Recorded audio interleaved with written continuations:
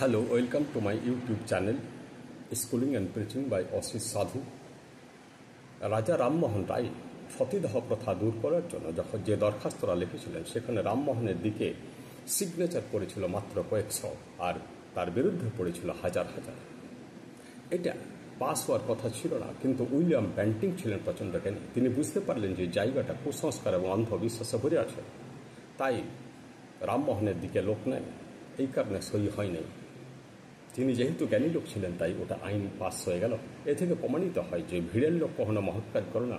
মহৎ কাজ বলে কোনো রামমোহন, কোনো বিদ্যাসাগর, কোনো রবীন্দ্রনাথ, কোনো বিবেকানন্দ, কোনো বুদ্ধদেব, কোনো যীশুখ্রিস্ট। ভিড়ের লোক কুসংস্কারকে পুষে রাখে, অন্ধবিশ্বাসকে পুষে রাখে, মিথ্যাচারকে পুষে রাখে। আর রাজা রামমোহন রায়কে এর জন্য প্রচুর যুদ্ধ করতে হয়েছিল। তার প্রচুর শত্রু জন্মে গেছিল সতীদাহ প্রথা দূর করার জন্য। নমস্কার।